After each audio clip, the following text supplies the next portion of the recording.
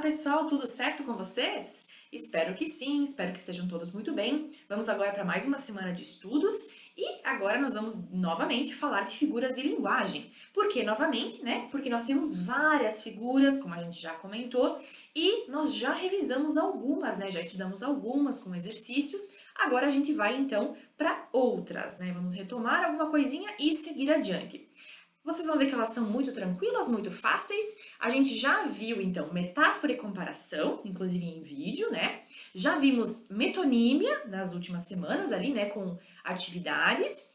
Agora, então, a gente vai retomar algo que já estava no livro de vocês, lá naqueles primeiros 15 dias vocês já tinham visto, e seguir com outras. Então, olhem só para as duas primeiras que nós temos aqui, sinestesia e gradação. Isso já estava lá no livro, vocês já devem ter feito até um resuminho no caderno, certo? Vamos então começar a falar de sinestesia e o que é isso, né? Bom, sinestesia é quando a gente envolve diferentes sensações, sensações que são sentidas por diferentes órgãos, né? Vamos dizer assim. Então, por exemplo, temos o olfato, a visão, o tato. Vocês vão ver que essas sensações todas se misturam. Melhor eu dar um exemplo, né? Olhem aqui. Cheiro áspero das flores. Cheiro eu sinto com o meu olfato, né? E áspero é algo que eu sinto com o tato, né? Que eu preciso tocar para sentir. Então aqui eu tenho uma mistura. Eu tenho cheiro que é áspero. Como será que era esse cheiro? Provavelmente ele não era muito legal, né? Porque algo que é áspero é algo assim que não é uniforme, né? Que parece que machuca, talvez, né? Então, lembrem disso. Quando a gente usa sinestesia, estamos misturando sensações sentidas, né? Por órgãos diferentes. Olha, vamos lá para a segunda, então, né? A gradação. Isso também vocês já devem ter feito um resuminho no caderno. Gradação é quando a gente usa palavras que vão pouco a pouco aumentando, né? Ou então pouco a pouco diminuindo. Olha só, dei um passo, apressei-me, corri. Então, essas três ações aqui, né? O dar um passo, apressar-se e correr, elas foram aumentando de intensidade. Assim como se eu falasse, né? A pessoa é muito famosa a nível de município, de estado, de país, né? Ou o contrário, eu poderia estar também usando da forma contrária. Estou usando gradação quando eu tenho esse tipo de situação, de usar essas palavras, ok? Isso já estava no livro, vocês já devem ter visto, inclusive, outros exemplos. Vamos agora para as novas, né? Que também estão no livro, mas que, conforme as orientações, vocês vão ver que estão em páginas diferentes. Vamos lá então para personificação. O que é personificação, né? Ou prosopopeia, é um outro nome. É quando eu uso palavras, aliás, eu uso qualidades que são de pessoas em animais ou objetos inanimados. Por exemplo, o fogo dançava por entre as casas. Dançar é uma ação que seria para pessoas, né? Então, as pessoas dançam. Mas eu dei essa qualidade, né? Fiz essa ação ser praticada pelo fogo, né? Que é algo inanimado, não é uma pessoa. Então vejam que quando eu faço esse tipo de coisa, eu estou personificando, né? Como se eu estivesse transformando o fogo em pessoa, ok? Vamos para outra, né? Que é a hipérbole. Hipérbole, tem o hiper. O hiper já ajuda a lembrar de algo grande, né? Sempre que eu usar hipérbole, gente, eu estou fazendo um exagero, tá? Certeza que vocês usam isso no dia a dia, bem tranquilamente. Já te expliquei isso milhões de vezes. Milhões de vezes. Na verdade, a pessoa não falou milhões de vezes, mas com certeza ela já falou muitas vezes, ela já perdeu a paciência, né? Quando a gente fala, por exemplo, nossa, eu estou morto de fome. Não, se eu estivesse morto, tu não estaria falando, né? Então, morto de fome, se morrer de fome, é também um grande exagero, uma hipérbole. Então, certamente vocês já usaram isso, né? Ou então, eu ri, aí a gente fala, né, outras expressões, assim, tipo, ri horrores, morri de dar risada. Também, isso tudo é um grande exagero e certamente bem comum de a gente utilizar, né? Às vezes a gente gosta de ser exagerado. Então, olha só, vou colocar aqui do lado que a palavra-chave é o exagero, ok?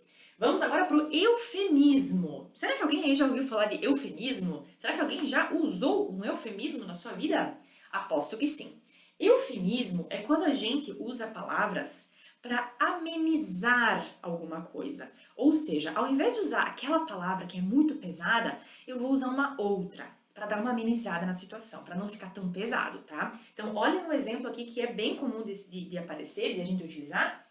Ele não está mais entre nós. Na verdade, a gente quer dizer que essa pessoa morreu, essa pessoa faleceu. Mas para não dar esse impacto, para não usar essa palavra tão pesada, a gente fala dessa outra forma. Ele não está mais entre nós.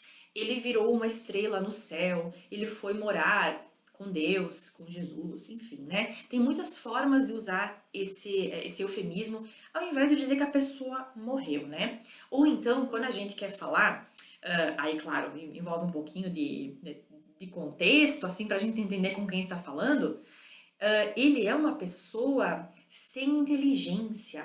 Para não dizer que a pessoa não é assim das mais sabidas, né? Então a gente fala, a gente dá uma amenizada, assim.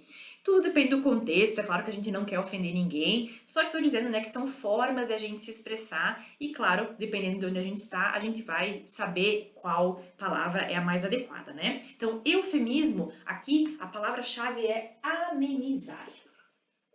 Nós não vamos dar aquele impacto com a nossa informação, ok? Agora, quando nós temos antítese, anti, né? É o contrário. Olha só, já tenho uma ideia aqui que é o contrário. Olha só, quando eu usar uma antítese, eu vou ver palavras que são o contrário uma da outra, mas estão ali sendo usadas bem próximas, numa mesma frase. Elas não se anulam, tá? Elas estão convivendo muito bem juntas, mas elas estão pertinho uma da outra. Então, a vida é mesmo assim. Dia e noite, não e sim. Dia é o contrário da noite, né? Assim como o não é o contrário do sim, né? E eu estou usando essas palavras, essas ideias contrárias, então antíteses, juntas ali para formar a minha ideia, formar a minha frase, ok? E aqui, por último, nós temos uma que é muito comum de usar na fala e na escrita, em diversas situações, que é a ironia. Mas muito cuidado, porque a ironia precisa do contexto para ser compreendida. Por quê? Porque a ironia é o contrário do que a gente está dizendo. Ou seja, a minha expressão corporal, né, e facial, ela vai contar muito.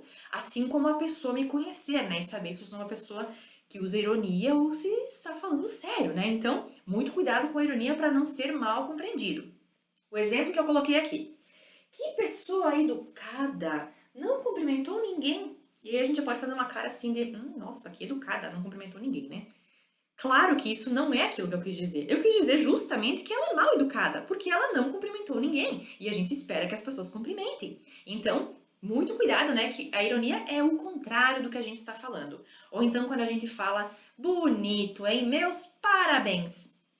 Pela minha cara, assim, já deu pra ver que não é exatamente um cumprimento, né? Tipo, nossa, que legal. Acho que não. E, enfim, a gente usa isso certamente no dia a dia, principalmente em contextos mais informais, né? Porque, claro, a gente precisa ser bem compreendido, né? E vocês vão ver que quando tiverem que criar um exemplo, não vai ser difícil, eu imagino, né? A gente poder ter exemplos de ironia e das outras também.